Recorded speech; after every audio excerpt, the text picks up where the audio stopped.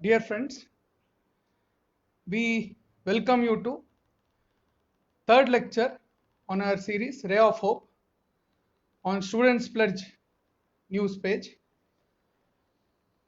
As we all know, entire country is witnessing post-lockdown. It is witnessing very precarious and painful plight of migrant laborers. Thousands of them have been walking hundreds of miles across the country to reach their villages. The people who are the real builders of our society, who have constructed the society, who have created wealth in our society, real backbone of this nation, they are in a very, very painful condition. In this background, Students Pledge, the quarterly magazine of AIDSO, is organizing an online discourse on the condition of migrant workers during lockdown and after. What is the future? What future holds for them? Today we have with us an eminent trade union leader, Sri Radha Krishna, who is the All India Vice President of All India United Trade Union Center, AIUTUC. He has led several movements of the workers on various demands of laborers. You might be aware of a historic movement of ASHA workers in Karnataka, wherein over 25,000 ASHA women, they had gone on a strike for their basic demands 2 years ago in Bangalore. It was a historic movement. He has led many such movements in the state and across the country. And now he will address all of you on the plight of migrant laborers and what is the role of students and youth in this background. Now I request Sri Radhakrishna to begin his address.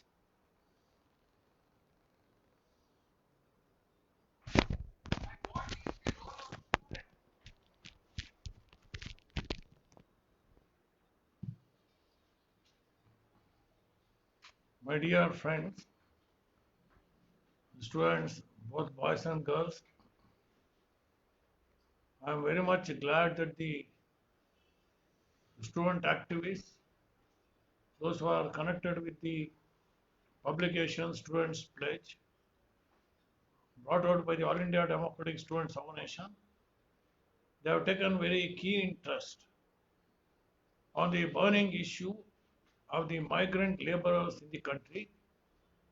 And you know, friends, that the pandemic called coronavirus is a holocaust which is taking its toll all over the world. It started from China, then it has spread to Europe, it has spread to Iran, it went off to America, even including India. It has struck. It's a massive pandemic, we all know, and it is taking its toll. Right now, world over, some 47 lakh people are afflicted with this virus. They are affected, and it has taken a toll of no less than 3 lakh people. They have already become victim to it. They have died. And in India, no less than 1 lakh people are affected, and more than 3,500 people have died. Such is the holocaust caused by this coronavirus. And friends, your organizers have asked me to highlight the plight of the migrant laborers. I'm very glad about this because you are the future generation. Friends, this should be recorded in your mind. What is happening in our country? Because in our country, the population of the migrant laborers is no less than 10 crores. I think it's a very modest estimate. I don't know what exactly is the official figure, but nevertheless, it is no less than 10 crore population, meaning 100 million population, and that is the number of the migrant laborers. And the question arises why they became migrant. Who wants to become a migrant? Why they are shifting their natives, where they are born, where they are brought up, along with their parents, or wife, children, their relatives, their friends. From that place, why they migrated? And friends, to tell you frankly, this kind of a migration, what is seen in modern India, in today's India, it has come about after the end of the Cold War. You know the end of the Cold War? So long there was the socialist camp headed by the Soviet Union, a socialist country that collapsed. It was socialist camp died away. It got degenerated. And you know, all these socialist countries, there was sabotage and restoration of capitalism. And after that, it became a world capitalism headed by the USA. And majorly, all capitalist countries imperialist powers. Now there is no more socialist camp. Earlier there used to be socialist camp and the imperialist camp. There used to be competition between the both. And there are many countries which are non-aligned. But after 91, with the collapse of the socialist camp, the imperialist world headed by the USA, there is no check on them. They wanted to grab the entire world market. That is why they brought in the policies of globalization, liberalization, privatization. And so also our country, you know, it is a capitalist country. In 1947, our country became free. Capitalism was established in India. Capitalist class came to power. In 1991, the process started. By 1994, at that time it was the Congress government headed by P.V. Narasimha Rao, and the finance minister was Mr. Manmohan Singh. They signed the agreement, they joined the WTO, World Trade Organization, and they brought in the policy of globalization, liberalization, privatization. My dear friends, you are all young people, you are supposed to know this history. That's why I am having this refreshing. What happened after that? After that, because of this liberalization, in our country, agriculture was the worst affected, because whatever controls were there by the government, those controls were taken away, liberalization was brought, and there used to be, peasants, you know, they constitute the majority of the population of the country. Rural side, we are having the major population, and peasants, there was subsidy to agriculture, subsidy to the inputs, and even the produce, there used to be some check and balance by the government, so that the peasants somehow could eke out a living. That was the condition up to 91. After the policy of globalization, liberalization, privatization, brought in the interest of the capitalist class of India and the global players, global capitalists.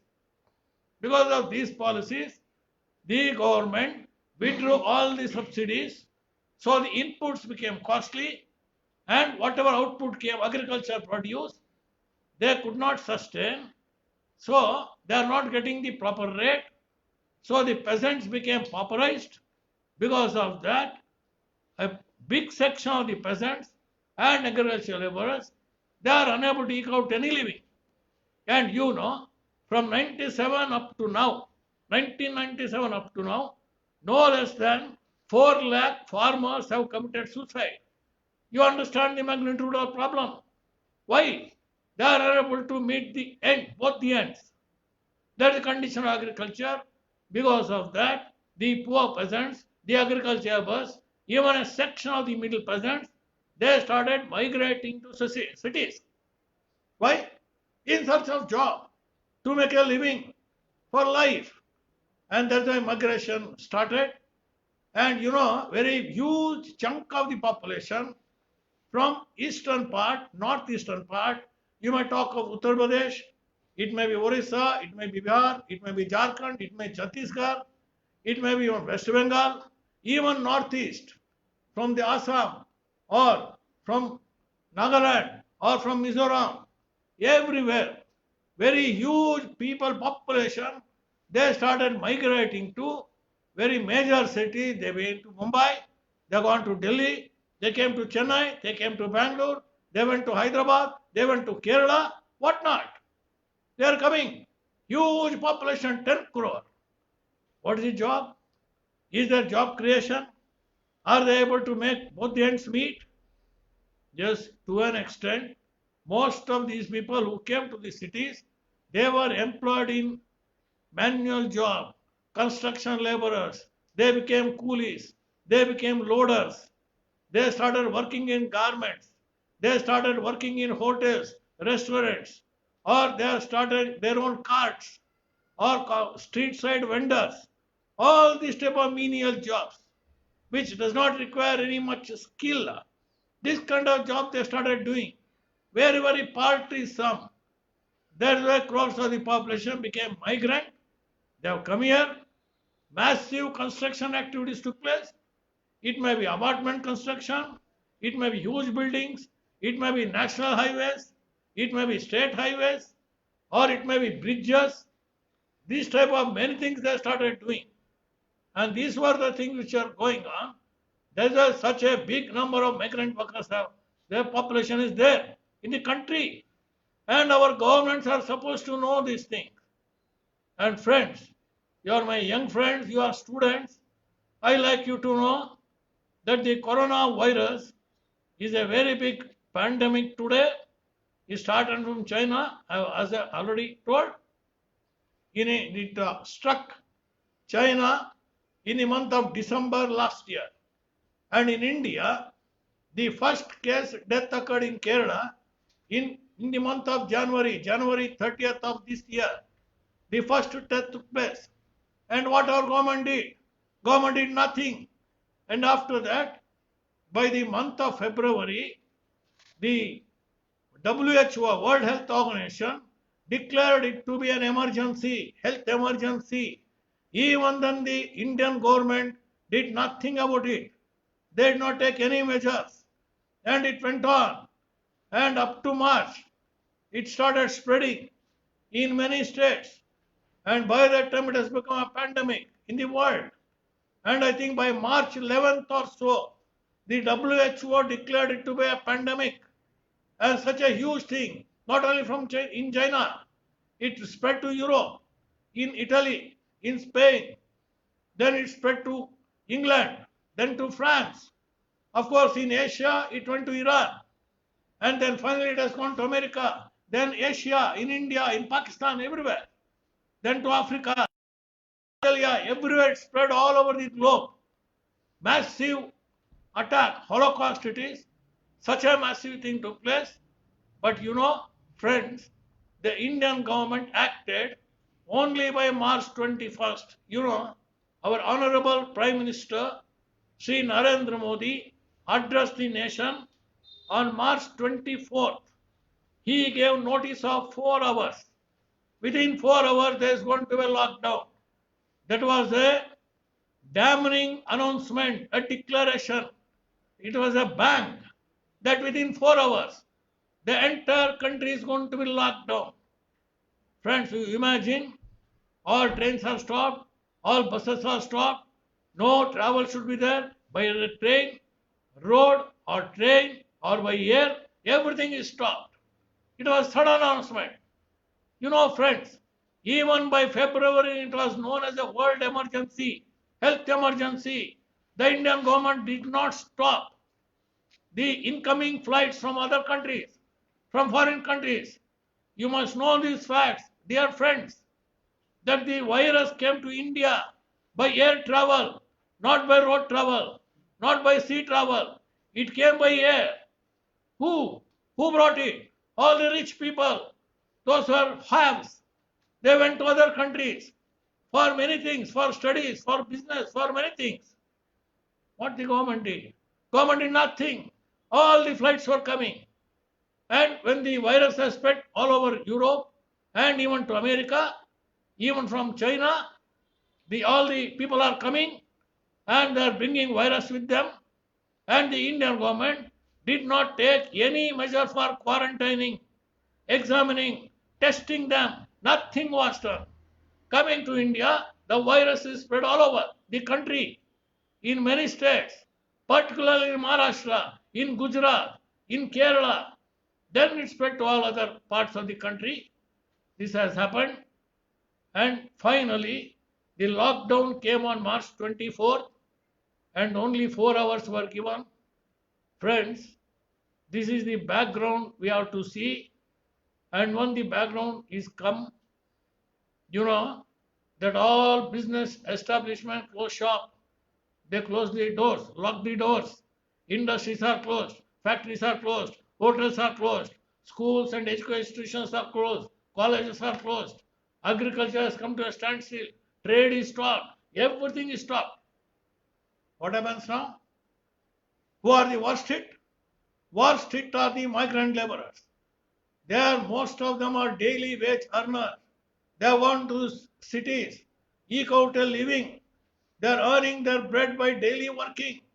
Unless back-breaking work is done, unless they work daily, they are not having pay, they are not having food, they can't eat anything. Neither a worker, nor his wife, nor the children, nobody can eat. That day they have to work, that very day, and that very day they have to eat. This is a condition of most of the migrant workers. Friends, what happened? When such an occasion happened, all the shops are closed, hotels are closed, restaurants are closed, and all these migrant workers, they lost job. Now what the government did? The central government, on its part, made announcements after announcements, telling that the employers shall not stop the payment. Employers shall not remove the employees from job. Employers must make the payment, full payment. They are not supposed to cut down the salary. At the same time, the government announced that the landlord should not demand rent from these workers. The workers should not be thrown out. What happened? All these things remained as declarations from the platform of the power, center of power in Delhi. Announcements are made. It has spread all over the country. What happened? Did anybody keep it up? And some people went to the court, and Supreme Court gave a direction. It is not possible. When the employers, they have closed the shop, they are not running their factories, they are not opening the industry, where from they will make the payment. And there is no law declaring that you have to make the payment without job. What happened? Most of the migrant laborers, they have nothing to eat, nor they have got a shelter. They are thrown out at one stroke. And the PM has made this announcement without proper preparation. We are reading about this in the daily press. The fate of the migrant laborers. Why it has happened? Because the government did not take any care about them.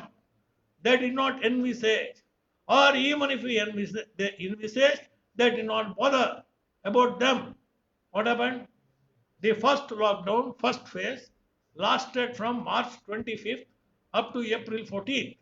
And in this period, somehow the migrant laborers managed to stay in their place of job cities.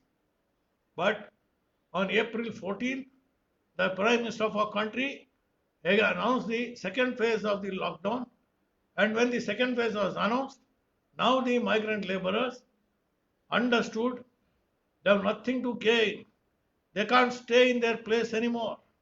They have no bread to eat. They have no job. Their all reserves are over. Nothing is there. What to do? Then they felt there is not even train. There is no bus. Nothing is there. And if they start moving on the roads, they will be beaten up by the police because there is lockdown. And the government has announced there should be social distancing and there should not be crowding. People should not crowd together in any place because the virus will spread. Contact should not be there. That is why the migrant laborers till that time, they somehow held out, shelterless, without food, without income. Now they felt it is beyond them. They felt at least even if train is not there, bus is not there, road travel is not possible, then better we go back to our natives.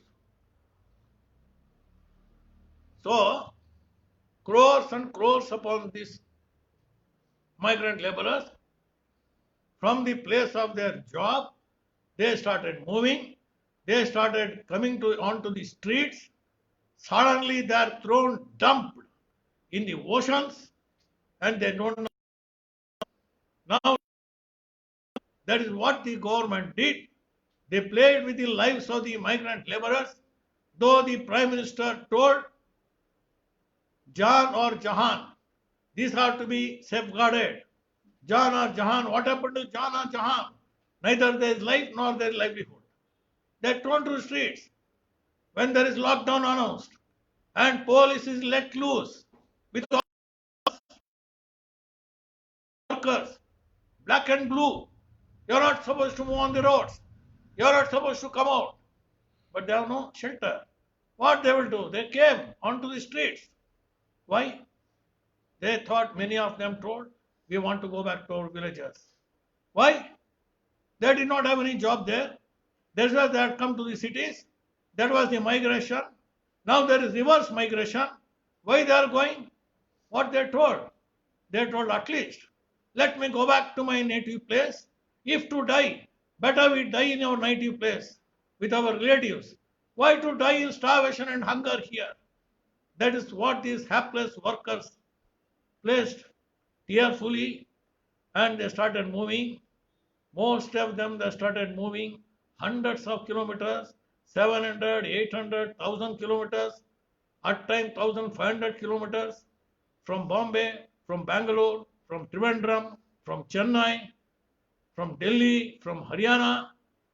They have walked hundreds of kilometers to reach to their natives, and on the way they face a lot of troubles by the police and by the authorities. They are beaten. And friends, you know, as per the data available with me, so far, no less than 516 people died.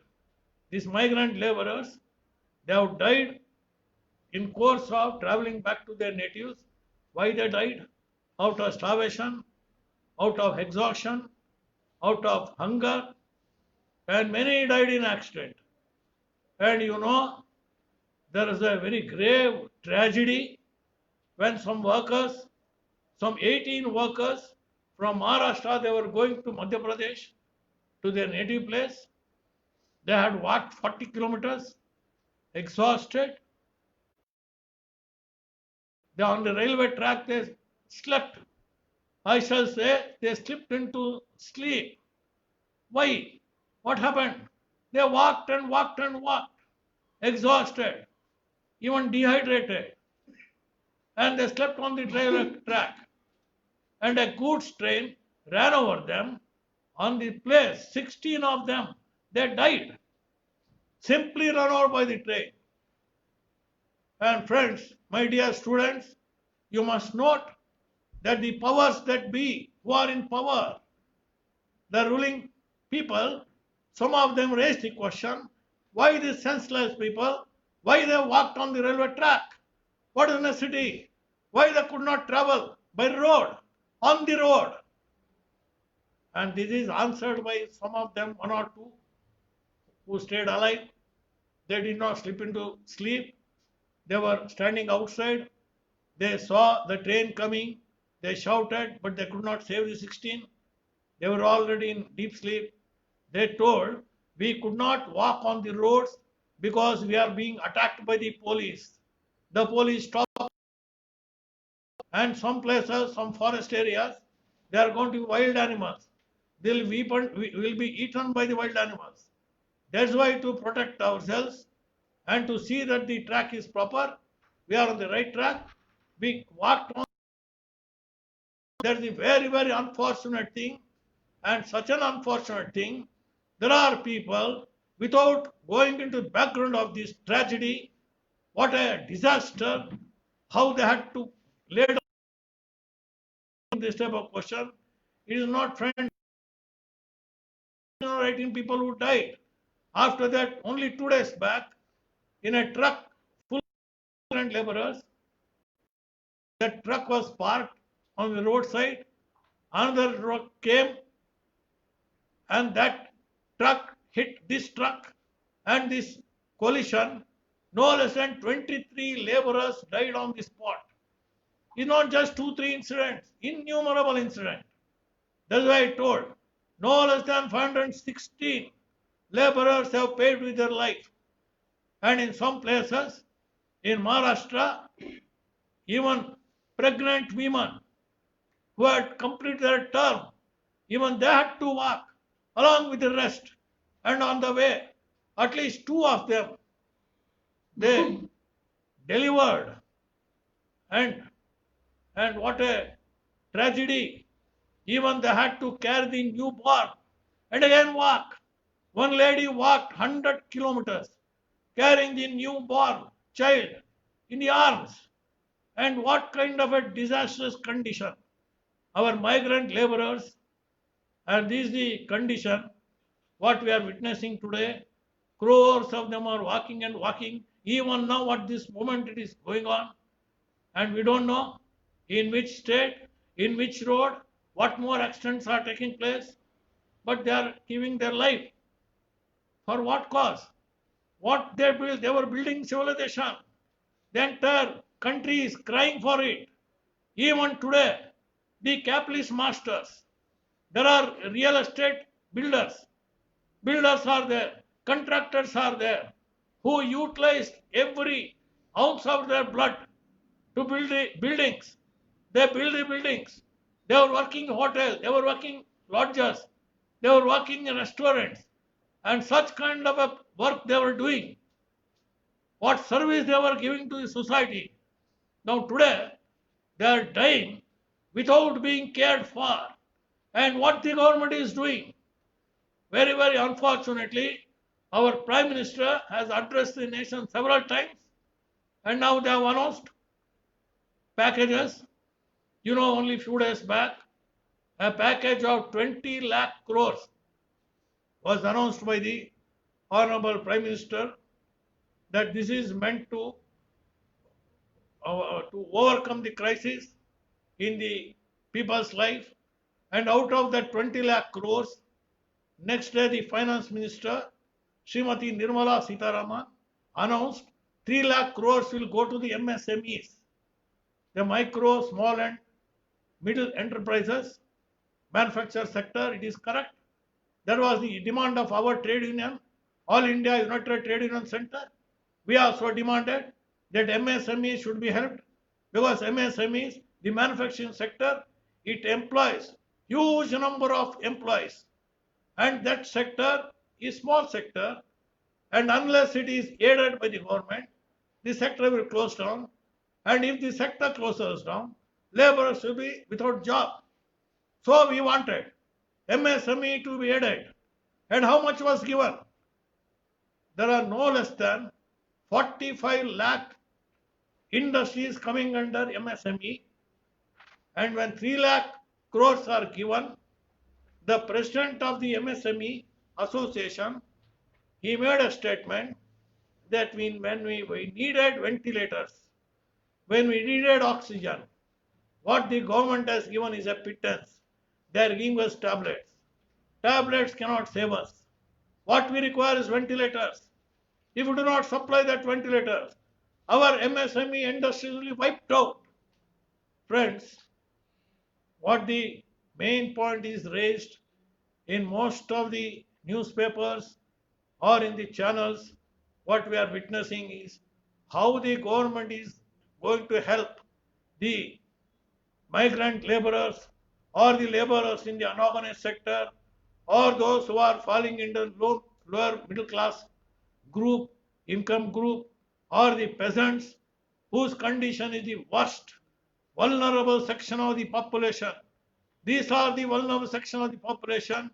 You know, in India, 99% of the population, they belong to the agricultural laborers, the working class, then the lower middle class, even the grouped employees, then agricultural workers, then poor peasants and middle peasants. They constitute the majority of the population. The super rich, they are only handful. And what the government is doing, our central government. Many people are telling, where is the money? There's such a pandemic is going on. How can government generate money? We like to raise question. You, the students, you are in the education. Tomorrow you are going to be citizens of the country. You must question. You must raise question. You know, friends, during the struggle, freedom struggle, our country, there were many such students like you, Bhagat Singh, Chandrasekhar Azad, Bismil, Netaji Subhash Chandra Bose, you know, they were all the students once upon a time. And that time, they did not just devote their time for academic career. They started showing interest in society, social interest. And you know, today there are many so-called thinkers. Your job is only to study. Don't look this side or that side. You build up your career. You must make very big degrees. If possible, you become IAS bureaucrat. You become an engineer. You become a doctor. You mint money. There are many so-called thinkers who argue like this. But you know, friends, what Netaji Subhash Chandra Bose told? He told students are right. They are young. And you are the people, future citizens. So you should respond to the needs of the society. If the society is in a bad shape, is in a crisis, you should respond to the most vulnerable section of the society. That is the peasants and the workers. You must respond. And even Swami Vivekananda, you know, he was a giant. He was the father of modern India, father of nation who father of India, he was father of Indian nationalism. He gave the concept of India, Indian nationalism, that was founded by Vivekananda, Swami Vivekananda. And that Swami Vivekananda told, after taking education, if I can sleep happily, peacefully, without worrying about the condition of the people, if it does not pinch me, if it does not take away my sleep, then I am unfit to be called as educated or cultured. Vivekananda repeatedly told, education should teach us culture. I should feel for others, about the downtrodden. If I don't feel, then I am unfit to be educated. Not the cost of the people. People's blood and money they have paid. Because of that money, I have acquired education. And that education is also because of the sweat and blood of all our past generation. I have culled all this education. What for? Is it to become selfish? Is it to build up my career? To build up my own career and go upwards? Vivekananda told, education should teach me to respond to the social problem. Whether it's Vivekananda, whether it's Bhagat Singh, whether it's Netaji, all these great stalwarts, whether in India or in other countries, all the great stalwarts they came, they taught the students that you have to do politics. Why? Politics is connected to the life of the people. How the people are leading their life. Whether there is justice, whether there is honesty, whether there is exploitation, whether there is oppression. That is why they gave a call, ardent appeal. If you really have got education, if you have got really value, you should stand up against injustice. Netaji Subhash Chandra Bose told, if you are really educated, you are only a youth, only if you are able to stand up against injustice with moral backbone intact. Friends, I am telling you what these students have to do. This is a lesson of history. You, the members and activists connected with the student pledge, the organ of the All India Democratic Student Organization, you are the activists, you are the members. I am sure you are all educated with this knowledge of the great stalwarts of the past.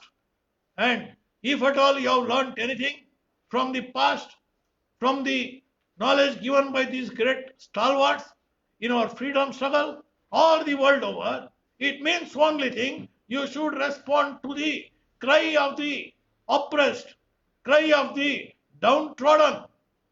And what does it mean today? Friends, Today, this coronavirus, this COVID-19, what kind of crisis it has created in the life of the vast humanity, huge, big army of people, these migrants, the way they are moving, men and women, boys and girls, with children in their arms. What a condition! How to look at it?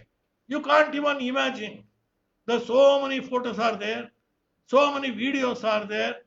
What a tragedy is going on. So many of them are barefooted at this hour where it's a summer, sweltering summer, temperature is going sky high, more than 40 degree centigrade.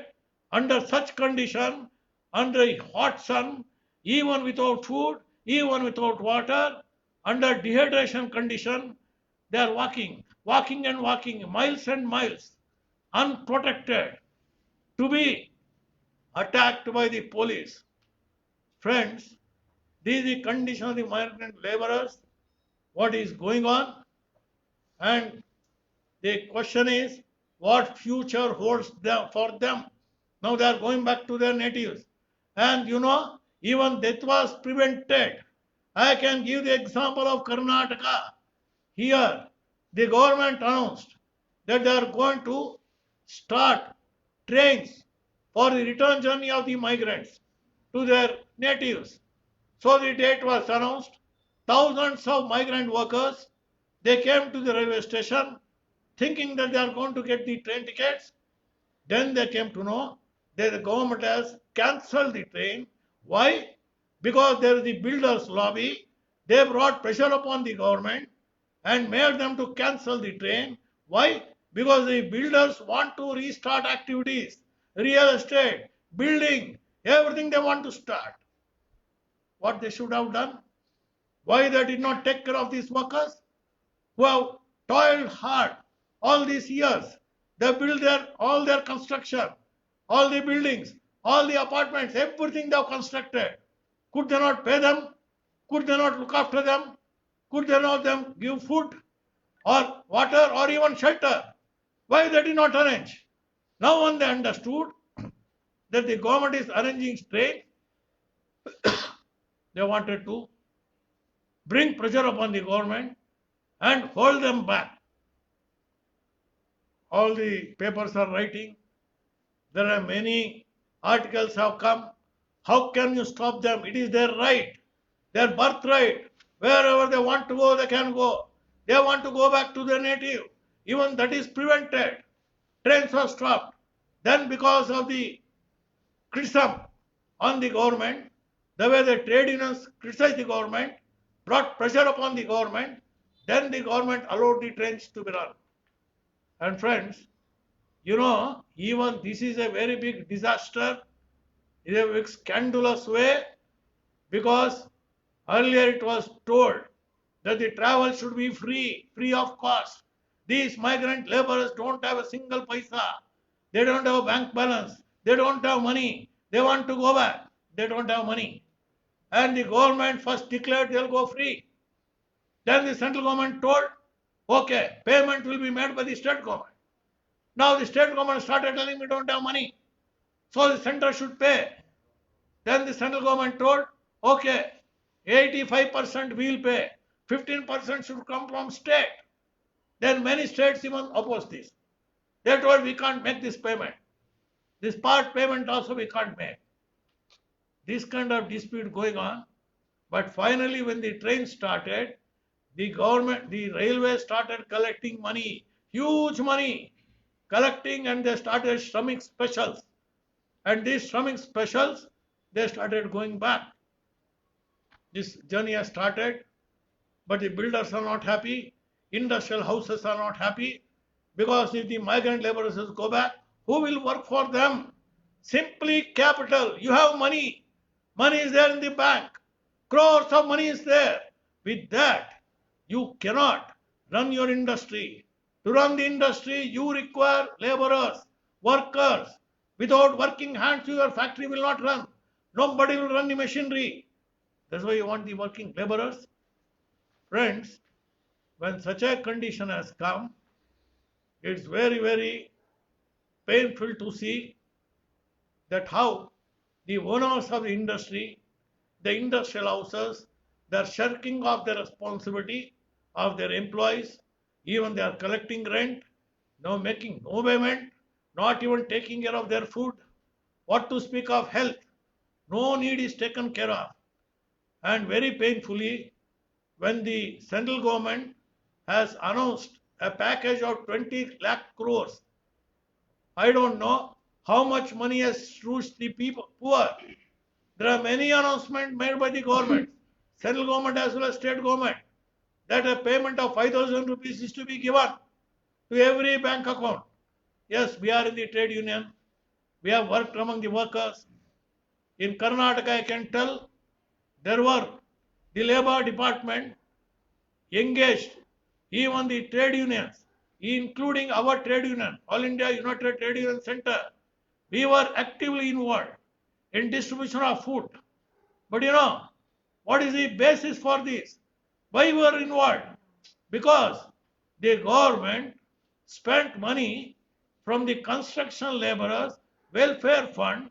There was 8,000 crore fund accumulated in the construction laborers welfare board, and that money is supposed to take care of the construction laborers, their personal needs. If they want to construct house, if their daughter wants to get married, if the children want to be educated, if they want to get any house constructed for themselves, or if there is death for their final journey to be taken to the graveyard for the cremation, they want money.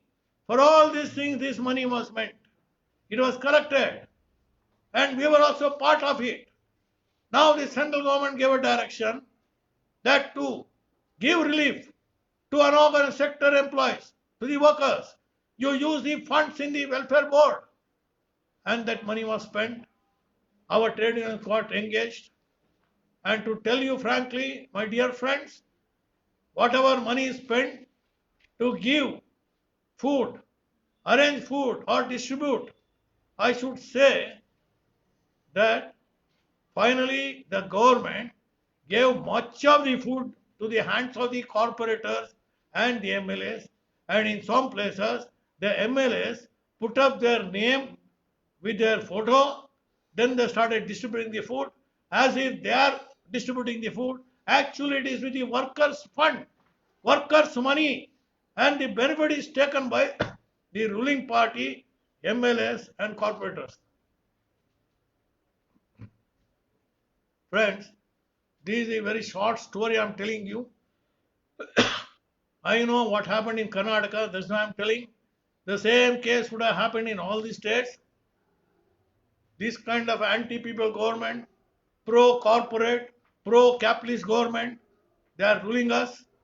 I am not talking of this party or that party, whether it's the Congress, whether it's the BJP, whether it's any other political party. You know, all these are parties of the ruling class, capitalist class. In India, we are witnessing what is capitalism. Indian capitalism, part of the word capitalism. In India, capitalism was established in 1947. Since then, uninterrupted rule of the Congress party has been there. And now we are having a BJP government. Various governments have come, various parties have come. All these governments have been bourgeois governments, governments of the ruling class, governments of the capitalist class, owners of the industries, owners of the means of production.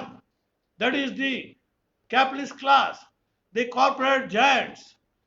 And you know, friends, for whom this government is serving, they are doing for whom? You must know. What happened to money? I told you, Vijay Mallya or Mehul Choksi or Nirav Modi, all these are defaulters. They have run away. They are fugitives. They have gone away from the country. They are gone to some other countries. After defrauding the banks by taking loan, thousands of crores, and defaulting on payment, they have run away. There are cases against them. They are criminals. Now, you know, the present government has written off their loans amounting to 68,000 crores. Many other things are there. Our government is not only I am talking of the present day BJP government, even earlier Congress government, they simply write off loans, non-performing assets, NPA, that is loans guaranteed to industrial houses which are not repaid. It is written non-performing asset. Those loans are written off. That is amounting to no less than 14 lakh crores. Huge amount. It is pocketed by the industrial houses. They are the defaulters. And the government allows them to go scot-free. You know, the governments will not allow the peasants to go scot-free. That's why peasants who have borrowed loan, they commit suicide. It is humiliation because the bank officials come to take away their money by snatching their property, and the peasants feel humiliated in presence of all. Without being able to tolerate this humiliation, they commit suicide. They can't repay the loan. They are in dire distress. In a way, it is a murder. What is happening? Lakhs of peasants are committing suicide. It is a simple case of murder. And friends, while in India, the haves have benefited. All the governments of the past or present, they take care of the rich, the owners of the means of production. They are benefited.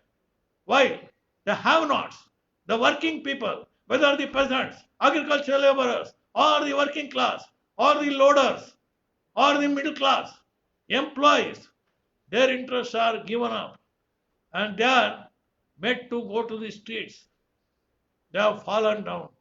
Friends, you know, in this pandemic condition, utilizing this pandemic condition, when the government should have concentrated their heart and mind both to save the lives of the people, as the Prime Minister announced, Jan or Jahan, you have to take care of that.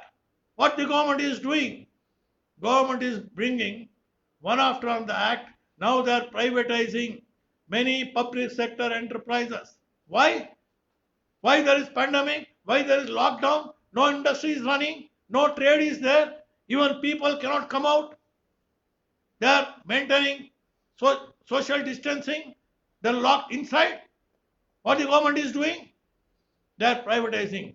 What? Defense. Then coal. Then power sector. All the key sectors of the economy. They are going in for privatization. All these are built up with hard-earned people's money.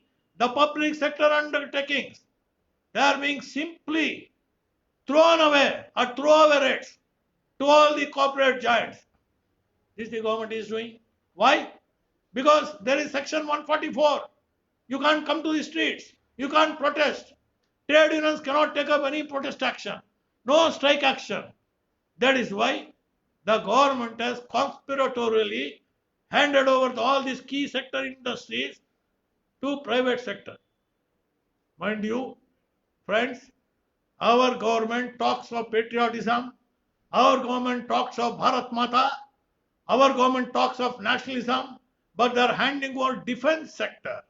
Defense is supposed to protect the borders of the country. They are supposed to protect the land, the country, its people.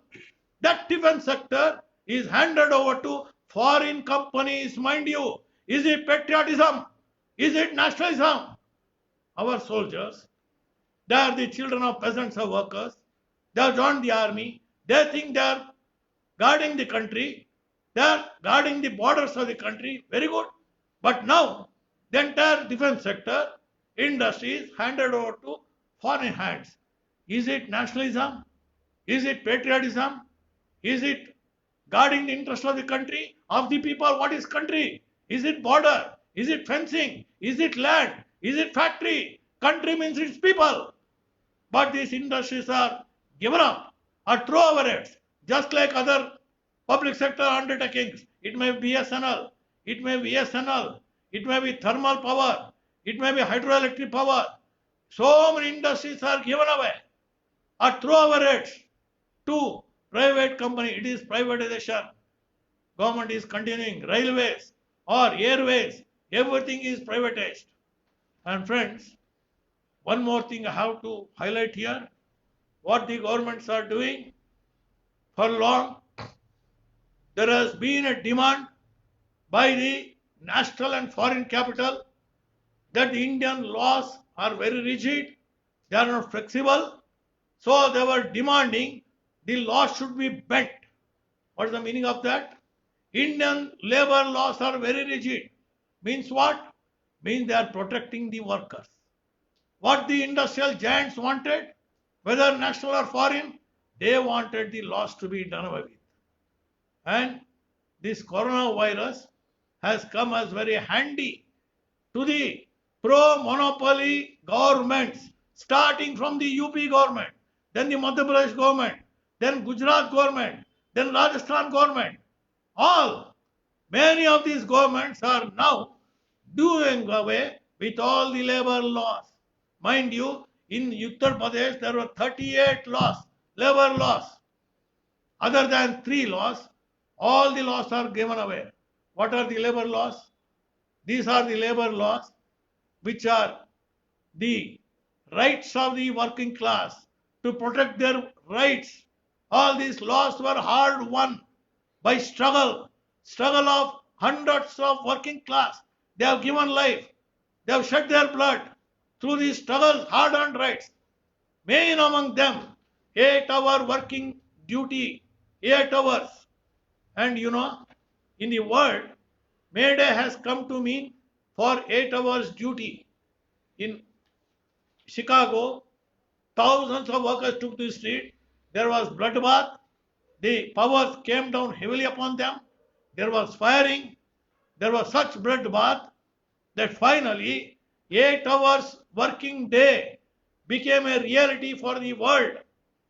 And that 8 hours is part of the Shops and Establishment Act, and nobody could touch it. And nowadays, this 8 hours working day, it was the dream of Karl Marx.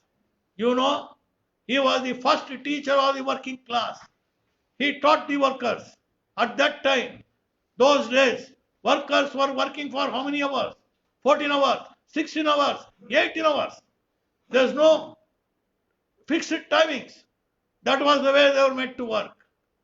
That time Marx raised this question: 8 hours duty, 8 hours work, 8 hours rest, 8 hours entertainment with the family members. That makes for the 24 hours. Workers also require rest. They want entertainment. And they cannot go on working. That way many laws came. And if anybody has to work beyond 8 hours, they have to be made paid overtime, double the payment. Then there is Bonus Act. Then there is Minimum Wages Act. Then there is ID Act, Industrial Dispute Act. If any dispute is there is a dispute redressal mechanism. So many acts came. Then there is Provident Fund Act, Bonus Act. All these things came into being only through struggles. And now all these rights are taken away to reduce the working population to slavery. When without these laws, all the working population will be put into the dungeon, modern day slavery. They are going to bring back modern day slavery. This kind of law is there. In many states they have brought, though since labor laws are in the concurrent list, they require the approval of the central government.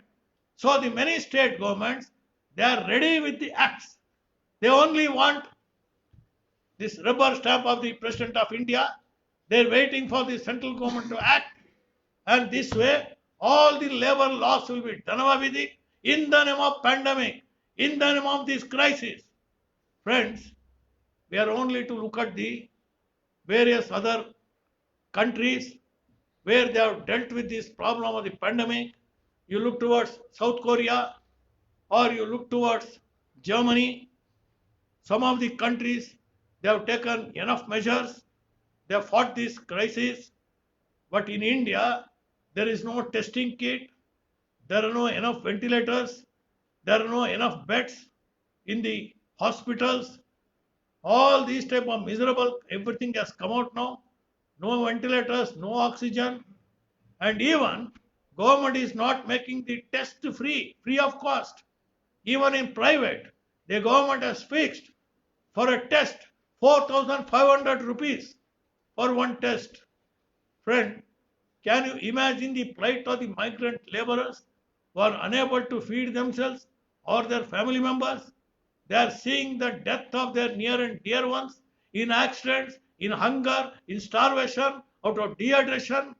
When such is the crisis, the test on payment of 4,500 rupees? Or can he get a treatment for such a very bad kind of a viral attack? So friends, starting from A to Z, from the time this virus has come to India, the way the government has not taken any measure, they have dilly-dallied for more than 48 days, from January 30th up to March 25th. For 48 days, no action is taken. Everything is going normally. And the government is hell-bent upon victimizing these poor people for no fault of theirs. The fault, if at all, it is the rich people who brought these virus from other countries to India. There was no check. It was not stopped. They were not quarantined because they are rich. They are endowed with money. And in the initial days, the government of India brought them to India, brought them from various countries back to India free of cost. All flight charges were written off. The government of India paid for their return journey from various countries. Government of India is standing for them. From the treasury, money is paid for flight charges. While the migrant workers, they are made to walk kilometers and kilometers without food, without water, without even train or bus. This is the condition, the discrimination today in capitalism. It is very, very ugly. Worst kind of thing is going on. So friends, you are the future generation, and I think you are going to be the future migrant laborers also. I appeal to most of you, all of you, you are students, you are endowed with thinking, education. You have got ideals of Bhagat Singh and Netaji before you, Swami Vivekananda before you. I appeal to you.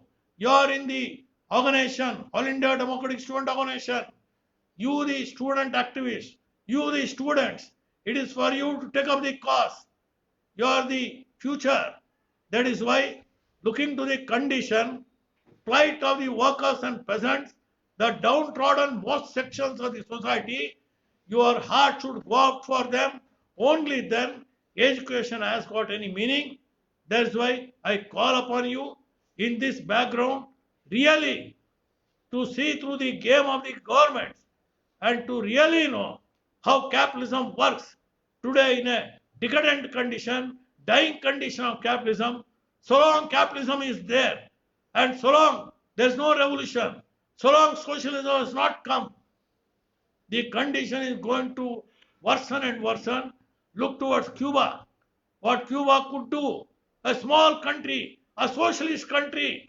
That country has not only warded off coronavirus, they have sent teams of doctors to all the advanced countries.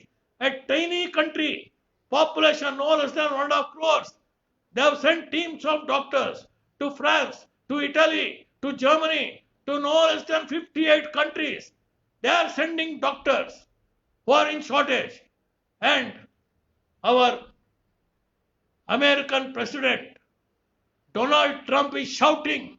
He is telling nobody should call Cuban doctors to their country. But in spite of his repeated shouting, the various other advanced capitalist countries who are sensible, they are calling upon the Cuban doctors. They know Cuban doctors are dedicated, pro people. They are going to serve the people wherever they go. Cuba has got a great history of going to other countries and serving the people. That is why that tiny socialist country today in this corona epidemic, pandemic condition, today Cuba is a ray of hope for the entire world population. With these words, my dear friends, I conclude here. if you feel, you think over, I appeal upon to you to take up the responsibility of freeing our society from such kind of crisis. Thank you very much. Long live Student Pledge. Long live All India Democratic Student Organization. Dear friends, first of all, I convey my greetings, revolutionary greetings on behalf of Students Pledge and ADSO to Sri Radhakrishna for his highly inspiring address. He not only spoke about the plight of the migrant workers and the painful condition they have been put into, but he also inspired all of us, all the student activists across the country to take up the task of changing this system, changing this society by bringing about socialism, which alone is the solution for the plight that is being suffered by all the migrant workers. I once again convey my revolutionary greetings to Sri Radhakrishna. Friends, our next talk on this series of lectures, Ray of Hope, will be on 24th May at 7 p.m. on during lockdown, problems of education and the way out. Professor Soumitra Banerjee from IISER Calcutta, he will be addressing on this issue. He is an eminent personality belonging to science movement. Friends, in the background of corona pandemic during lockdown, student community is facing many problems and they are having questions on what will be the future of their education in the next academic year. In this background, ADSO has collected opinion of students, academicians, professors, educationists, and based on their suggestion, we have drafted a memorandum on what should be the approach of government for next academic year and also the demands of students and their issues. And so we have prepared a memorandum, and that memorandum will be submitted to HRD Ministry on 22nd May. So with this, we'll be concluding the online lecture today by once again conveying revolutionary greetings to Sri Radhakrishna. Thank you.